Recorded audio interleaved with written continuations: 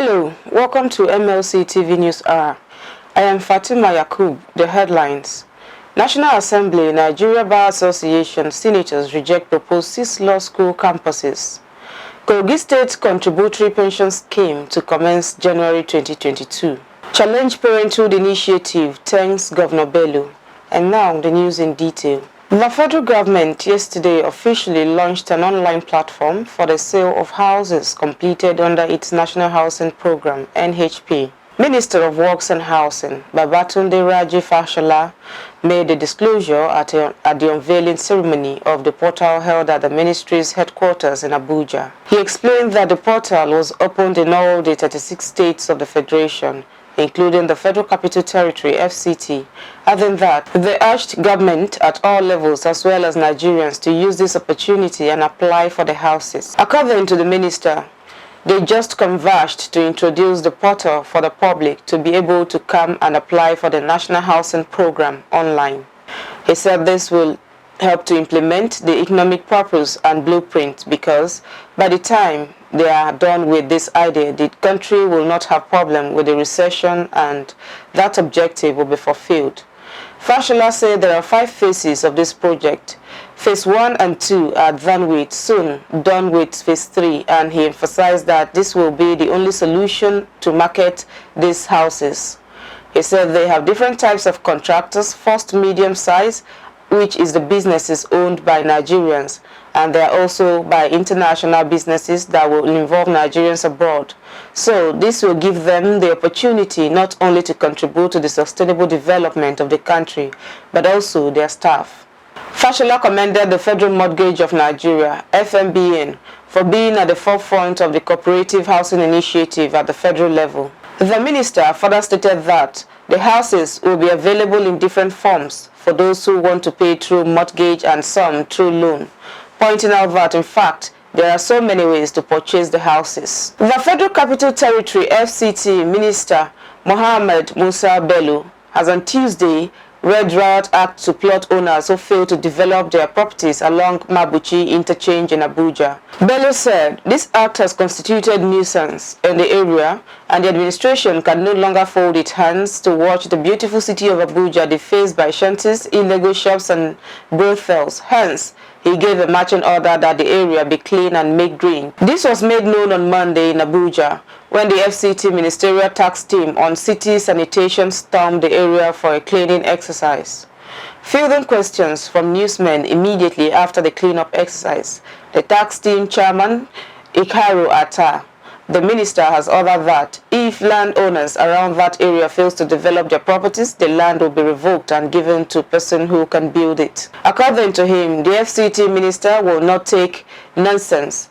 If landowners around that area fails to develop their properties, the land will be revoked and be given to persons who can build it. The lands were given to them for over 20 years, and the FCTA has been spending money to clean this place that has been taken over by mechanics, illegal shops, brothels. The minister took us around last week and showed us some disturbing images from this particular spot close to Mabuchi Interchange, police station, and close to other Amadin Plaza.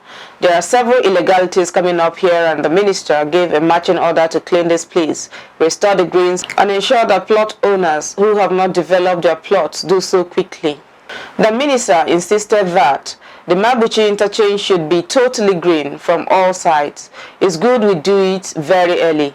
Once the miscreants come in so heavily, removing it wild difficult. He said they have to come again and again to make sure that the cleanup exercise is sustained and ensure that areas that are meant for green areas are green and areas meant for structures are developed by property owners because they cannot leave them for persons to take advantage of them, he explained. Speaking on the duration of time given to landowners to get their plots developed, Atta said the minister had looked at that and the plot owners will be totally briefed and the FCTA will give a time for developers to come and build. While adding that, the minister is very passionate about this place close to the Federal Ministry of Works and Housing, and he wants it to be a beautiful place because it's a connecting point between the Beggar Bridge link to Jabi Lake, city center, and leading to Outer Northern Lane, as well as some other junctions connecting to Maitama leading to Kubwa Road. This ought to be a very beautiful melting point where you can drive through the interchange and what you see around will be totally green, because sometimes what we see are greens bringing out the blossoming red flowers.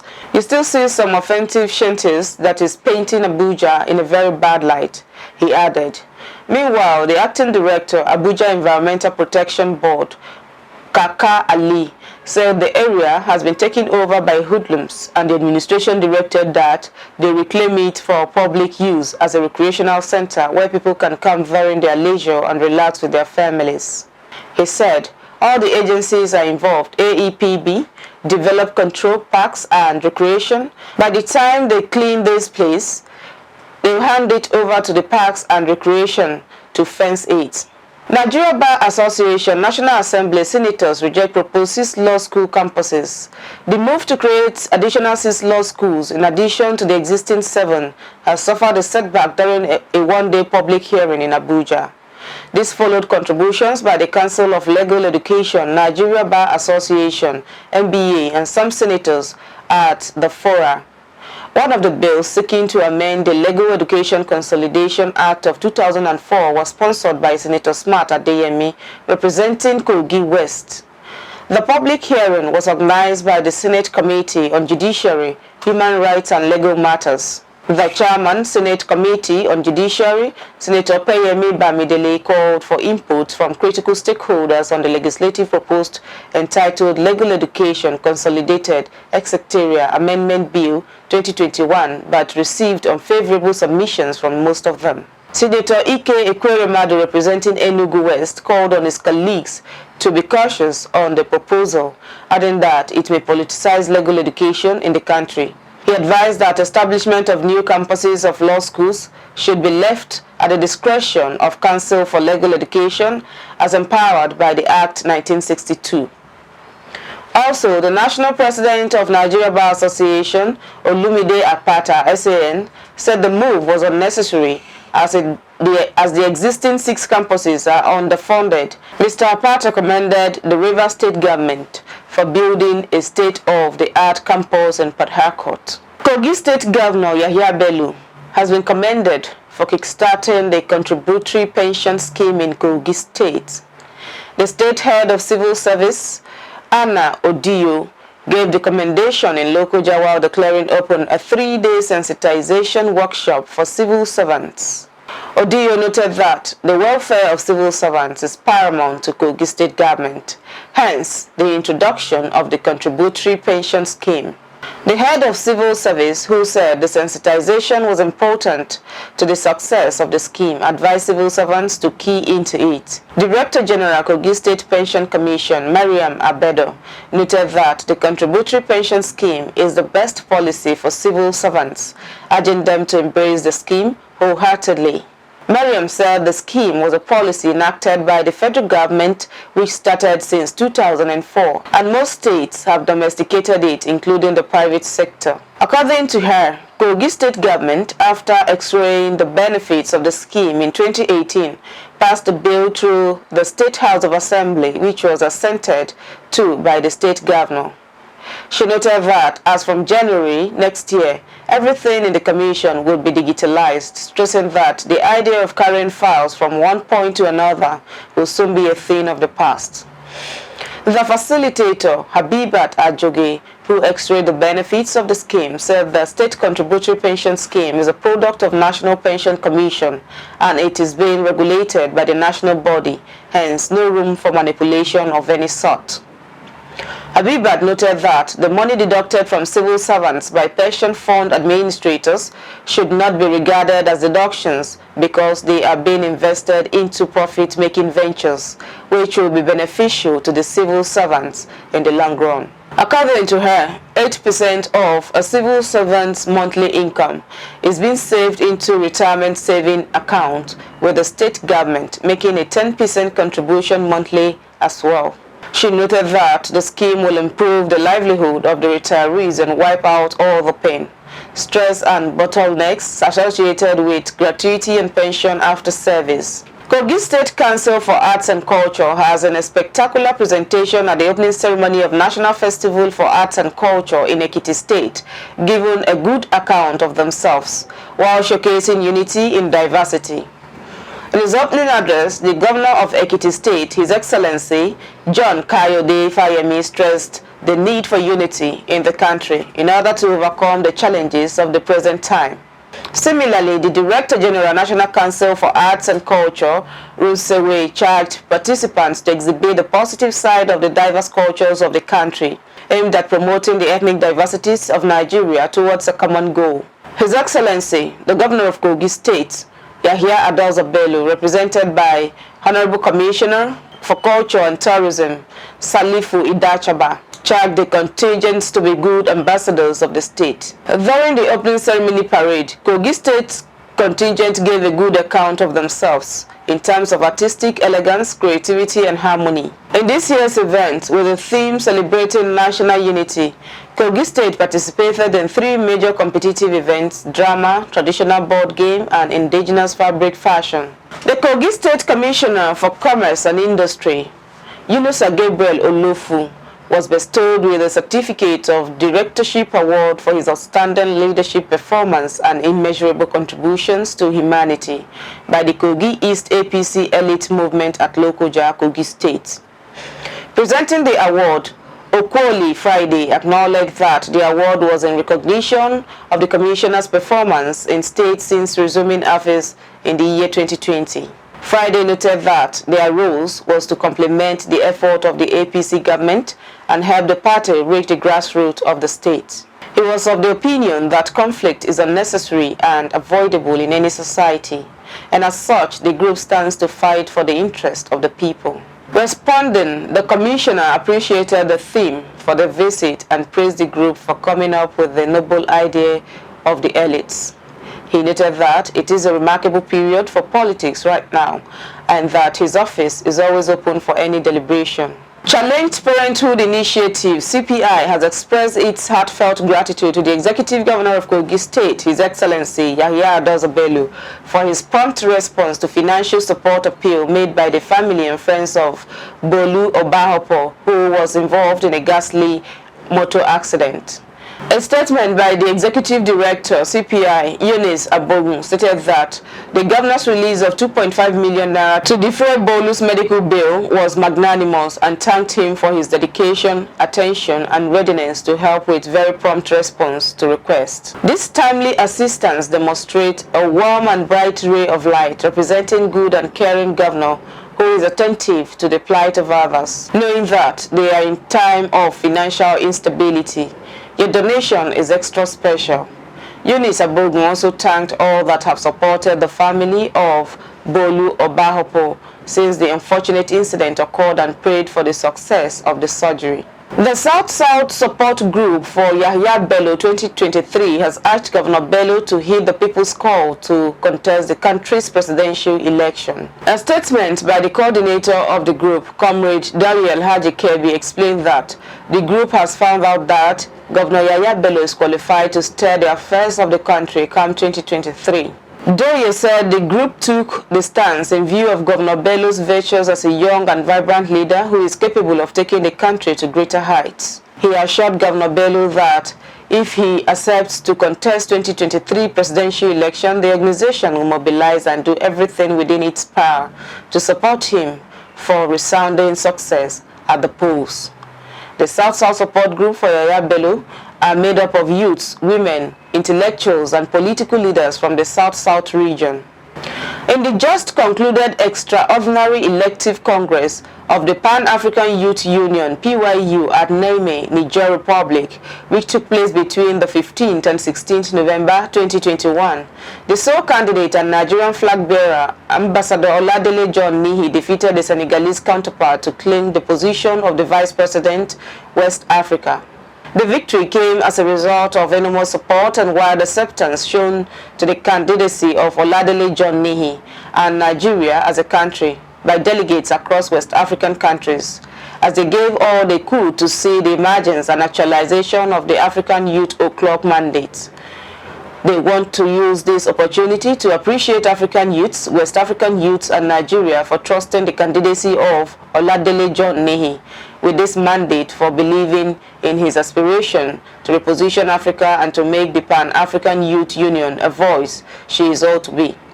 The journey to a greater West Africa for youths across all West African member states for the next 3 years has begun, and the administration of Oladele John Nehi shall remain committed to providing quality representative across board and as at when due. The Vice President, West Africa-elect, also uses this opportunity to congratulate all elected executives in the West Africa and the continent at large, assuring them of his readiness to work closely with their respective offices to achieve all set objectives and to drive the Pan-African dream to the desirable heights. He appreciates the Nigerian government, particularly the Ministry of Youth and Sports Development under the leadership of Sunday Dari and his birth state, KOGI State, under the able leadership of Governor Yaya Adoza Bello for standing by him and for trusting him to represent Nigeria and now West Africa with such a great mandate. You're still watching Mlc TV News. More stories to come after the break.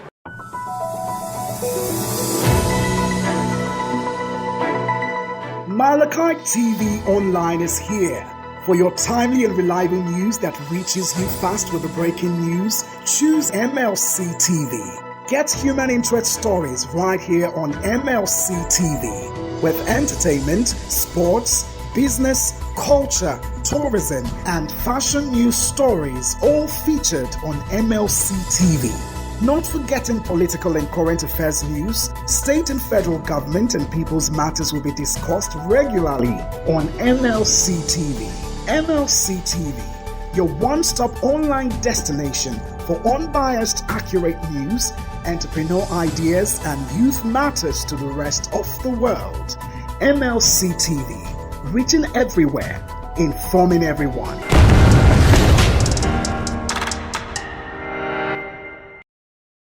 Welcome back. The Minister of Labour, Chris Ngige, has assured that the strike threatened by the Academic Staff Union of Universities, ASU, will not happen. Ngige stated this on Tuesday in reaction to a 3-week ultimatum issued to the federal government by ASU to implement the earlier agreement reached with the union. The union's national president, Emmanuel Osodeke, explained that the industrial action became necessary due to the failure of the federal government to implement the Memorandum of Action (MOA) it signed with the union, upon which the last strike action was suspended. However, Ngige insisted funds were available for the university. According to Ngige, the strike will not happen because he knows that the funds to pay are there, and the Ministry of Education has assured him that by tomorrow they will emanate letters to make sure that the disbursement reaches the accounts of the various universities. They are not paying the unions directly, so it will get to the university's account, Ngige said. Now, on our foreign news. The Biden administration is planning to invest billions of dollars to expand U.S. manufacturing capabilities of coronavirus vaccines to increase the supply of doses for poorer nations, the White House said on Wednesday. The White House is aiming to spur the production of at least 1 billion doses a year to funds will support companies that make mRNA vaccines such as Pfizer and Moderna by helping them expand their capacity by funding facilities, equipment, staff, and training. For months, the United States have been under pressure to play a larger role in sharing vaccines with the world. And Wednesday's announcement is the latest partnership between the federal government and pharmaceutical companies to boost vaccine production during the pandemic. The effort is also designed to prepare the U.S. for future pandemics to ensure the country's manufacturing will be able to quickly produce vaccines. The White House said 2 motorways connecting the West Coast city were closed after being damaged by severe flooding.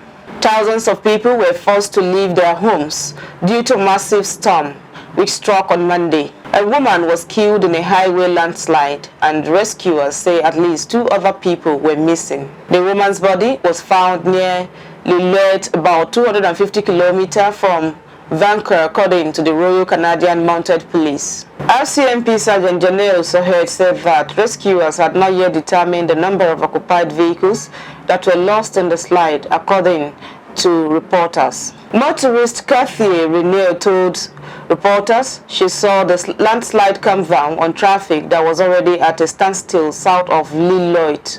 No sooner did they get back into their vehicles, the people that were in front of them are just screaming and running, she said. The look on their faces, it was like a tsunami was coming. It was the scariest thing that she has ever seen. She just turned around and just watching the whole side of the mountain coming down and taking out these cars. Everything just being swept away.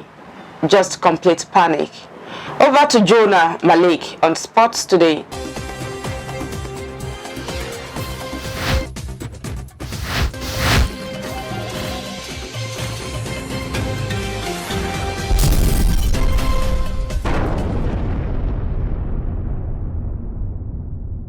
Welcome to Sports Update.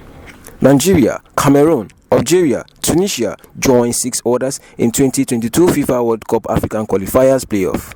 After the matches played on Tuesday, November 16, 2021, Nigeria, Cameroon and Tunisia secured their spot in the 2022 FIFA World Cup African Qualifiers playoff round, bringing them one step closer to the Qatar 2022 Mondial. The feat of this giant of African football were made possible through the wins they recorded in their respective last group games. Cameroon's indomitable Lions topped Group D with a 1-0 win over Ivory Coast in Douala. Algeria won Group A with a 2-2 draw against Burkina Faso, who needed a win in Blida but couldn't upset their more experienced host. Nigeria Super Eagles topped Group C after a 1-1 draw with Cape Verde in Lagos, a game in which the Blue Sharks had an outright win at stake to able to depose their host. In raids, Tunisia recorded a comfortable 3-1 win over Zambia to win Group B and advance to the playoff round. The foursome's victory have seen them join 6 other African countries who earlier booked their playoff spots, namely Mali, Group E, Egypt, Group F, Ghana, Group G, Senegal, Group H, Morocco, Group I, and the Republic of Congo, Group J. Away from African football straight to Europe, Liverpool faces injury crisis ahead of Arsenal clash. Liverpool could be without 9 first-team players due to an injury crisis at Anfield ahead of this weekend Premier League clash against Arsenal. Defenders Andy Robertson and Joe Gomez, and midfielders Naby Keita, James Milner, Jordan Anderson and Curtis Jones have all been struggling with injury. Roberto Firmino has an hamstring problem, while Harvey Elliott still working his way back from the broken ankle he suffered earlier this season. Belgium striker Divock Origi is also a doubt for this weekend clash after picking up an injury while on international duty. Sadio Mane is fine, though, after suffering a minor issue with Senegal. Meanwhile, Arsenal captain Pierre-Emerick Aubameyang will be fit for the trip to Liverpool, according to reports. And finally, on Sports Update, Napoli needs Victor Osimhen to shut down Inter Milan Vecina.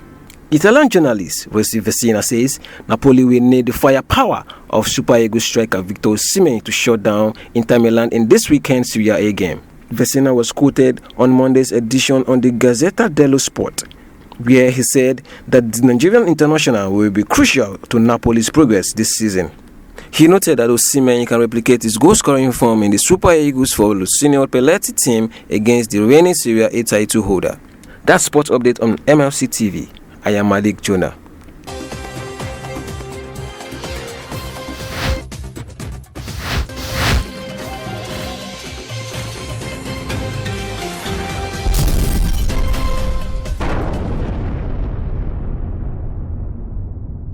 Thank you, Jonah, for the update.